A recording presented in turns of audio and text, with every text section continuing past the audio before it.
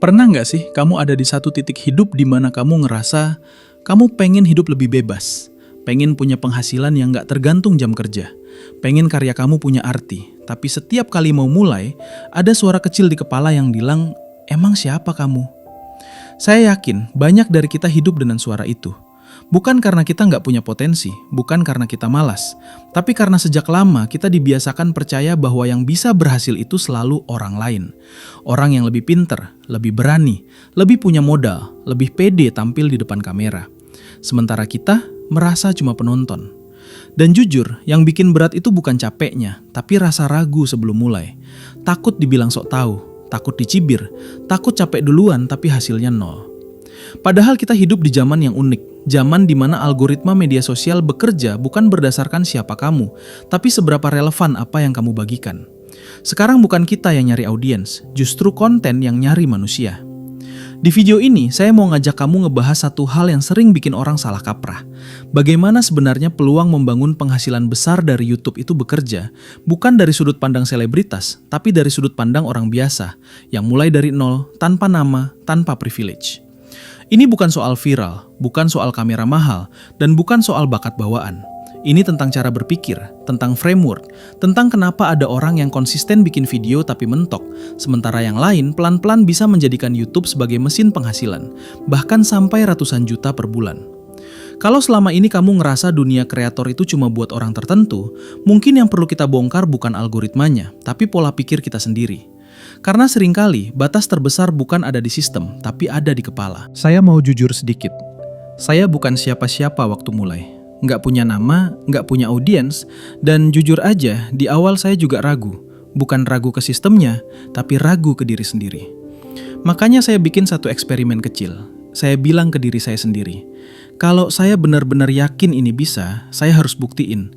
Bukan lewat teori, tapi lewat praktik. Saya bikin 100 video.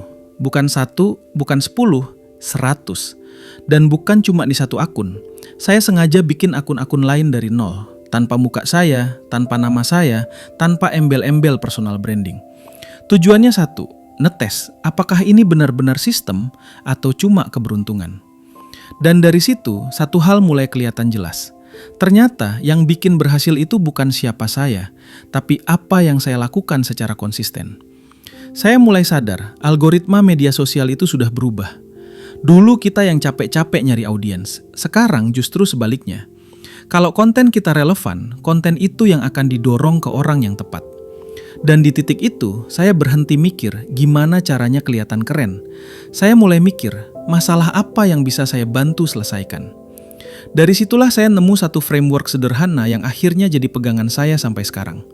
Framework ini bukan teori motivasi, tapi sesuatu yang benar-benar saya pakai di banyak akun. Saya nyebutnya 3P. Yang pertama, passion. Tapi bukan passion versi Instagram, bukan yang selalu kelihatan happy dan estetik. Passion yang saya maksud adalah aktivitas yang kamu rela capek, rela menderita, dan tetap mau balik lagi besoknya. Karena jujur aja, bikin konten itu capek. Kalau kamu cuma ngandelin mood, kamu nggak akan tahan lama. Yang kedua, problem. Ini yang sering orang lewatin. Banyak kreator sibuk ngomongin dirinya sendiri. Padahal pertanyaan paling penting itu bukan gue siapa, tapi orang yang nonton gue terbantu di bagian mana. Dan yang ketiga, profit. Ini sensitif, tapi penting. Saya berhenti berpura-pura bahwa uang itu tabu. Kalau kamu mau serius di dunia kreator, kamu harus tahu ini bisa jadi bisnis atau cuma hobi. Nggak ada yang salah dengan dua-duanya, tapi kamu harus sadar kamu lagi main di lapangan yang mana. Dari sini saya mulai ngelihat perjalanan YouTube itu kayak naik tangga. Level 1, produksi. Level 2, konsistensi dan feedback. Level 3, sistem dan bisnis. Dan kebanyakan orang berhenti di level 1, bukan karena mereka nggak bisa, tapi karena mereka nggak sabar. Di titik itulah saya sadar, yang bikin orang tembus bukan bakat, bukan hoki, tapi kemampuan bertahan cukup lama sampai polanya kelihatan. Sekarang kita masuk ke bagian yang paling penting. Bukan bagian yang bikin kamu semangat sesaat, tapi bagian yang menentukan apakah YouTube bisa benar-benar jadi mesin uang atau cuma jadi tempat curhat yang sepi penonton. Satu hal yang harus kita lurusin dari awal, uang di YouTube bukan datang dari view semata. View itu cuma alat, Yang bikin uang datang adalah arah. Banyak orang kejebak di satu kesalahan yang sama. Mereka fokus ke bikin video, tapi nggak pernah mikirin kalau video ini ditonton, uangnya masuk dari mana. Padahal kalau kita bicara target besar, puluhan sampai ratusan juta per bulan, itu nggak mungkin ditopang oleh satu sumber doang. Dan disinilah cara berpikirnya harus naik level. YouTube yang menghasilkan besar itu selalu berdiri di atas 3 kaki penghasilan. Kaki pertama, traffic. Ini tugas konten. Bikin orang datang, bikin orang nonton, bikin orang stay. Tapi ingat, traffic itu netral. Dia nggak peduli kamu mau ngapain.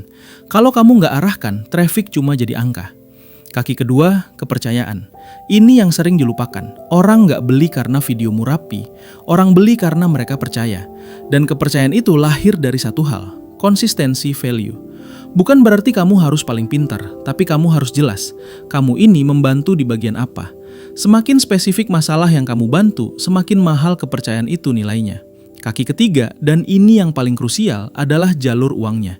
Di titik ini YouTube bukan lagi platform hiburan, dia berubah jadi etalase. Ada 3 jalur uang paling realistis. Yang pertama, AdSense. Ini fondasi, tapi jarang cukup besar sendirian.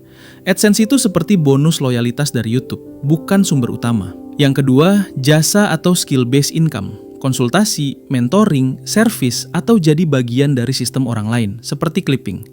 Ini cepat, ini tangible, dan sering jadi batu loncatan awal.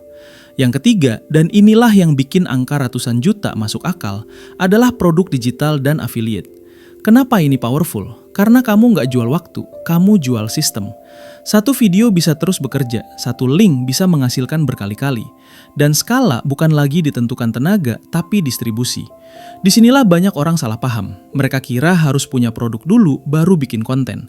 Padahal justru kebalik, bangun kepercayaan dulu, bangun audiens dulu, bangun positioning dulu. Setelah itu, produk apapun yang relevan akan terasa natural. Nah, supaya semua ini jalan, kamu nggak boleh kerja acak. Kamu harus pakai logika sistem. Setiap konten yang kamu buat harus menjawab 3 pertanyaan diam-diam. Konten ini narik siapa? Konten ini bantu di masalah apa? Setelah nonton, orang ini harus kemana? Kalau satu aja nggak jelas, uangnya bocor. Dan satu insight terakhir yang sering bikin beda hasilnya jauh. YouTube itu bukan lomba cepat, ini lomba tahan. Orang yang tembus ratusan juta per bulan bukan yang paling jenius, tapi yang paling lama bertahan sambil terus memperbaiki sistemnya. Sedikit lebih tajam di analitik, sedikit lebih jujur sama feedback, sedikit lebih serius soal arah uang. Bukan kerja lebih keras, tapi kerja lebih sadar. Di titik ini, biasanya orang mulai salah fokus. Mereka mikir, berarti gue harus langsung mikirin duit ya? Jawaban jujurnya, iya. Tapi bukan dengan cara nafsu. Karena kalau kamu terlalu cepat ngejar angka, kamu justru kehilangan arah. Yang benar itu bukan berapa duit yang bisa gue dapat dari video ini, tapi video ini sedang membangun mesin apa. Saya mulai melihat YouTube bukan sebagai tempat upload, tapi sebagai pabrik. Dan pabrik itu kerjanya bukan satu kali, dia kerja pelan tapi terus.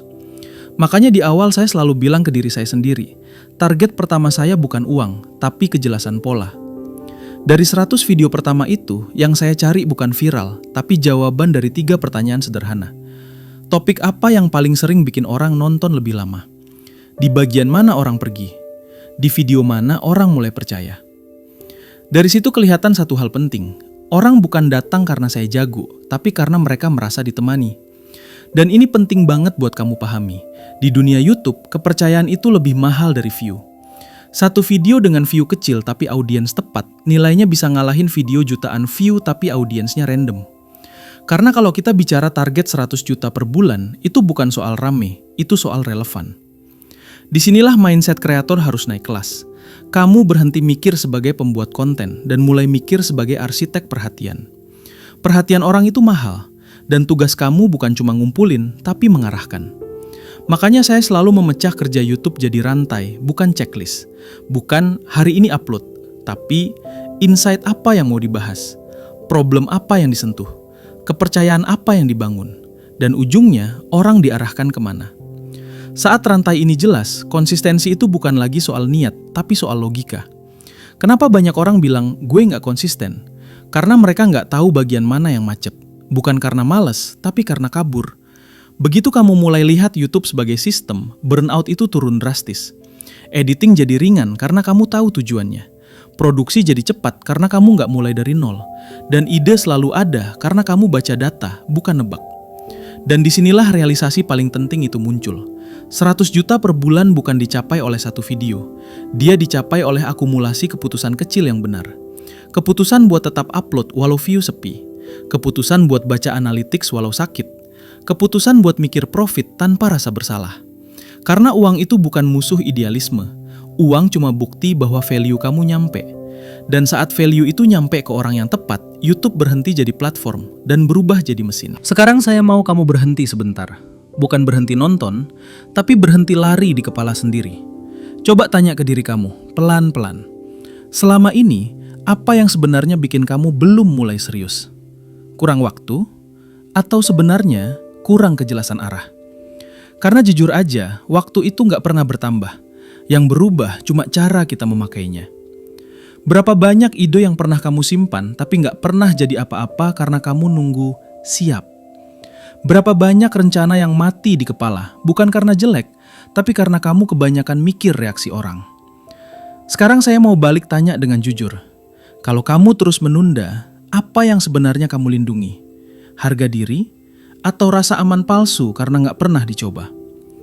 Kita sering bilang takut gagal. Padahal yang lebih sering terjadi adalah takut kelihatan gagal.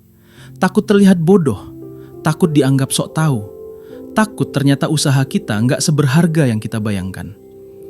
Tapi coba pikirkan ini. Kalau kamu hari ini mulai dan 6 bulan ke depan hasilnya belum besar, apa yang benar-benar kamu rugikan? Bandingkan dengan kalau kamu tidak mulai sama sekali. 6 bulan ke depan kamu masih ada di titik yang sama, dengan penyesalan yang lebih berat. Sekarang pertanyaan berikutnya lebih dalam. Kamu mau menjadikan YouTube ini sebagai apa? Pelarian atau kendaraan? Sebagai tempat numpang lewat atau tempat kamu bangun sesuatu yang bertumbuh? Karena dua-duanya sah, tapi konsekuensinya beda. Kalau ini cuma hobi, jangan berharap hasil profesional. Kalau ini bisnis, kamu harus berani memperlakukan diri kamu dengan serius. Dan serius itu bukan berarti kejam. Serius itu berarti jujur. Jujur soal tujuan finansial kamu. Jujur soal kemampuan kamu sekarang. Dan jujur soal usaha yang benar-benar kamu keluarkan. Sekarang coba kamu bayangkan satu skenario sederhana. Bayangkan 1 tahun ke depan. Kamu sudah punya ratusan video. Bukan karena semuanya sempurna, tapi karena kamu konsisten. Audiens kamu belum jutaan, tapi mereka percaya. Dan dari situ, uang mulai mengalir, bukan sebagai keajaiban, tapi sebagai konsekuensi. Pertanyaannya tinggal satu.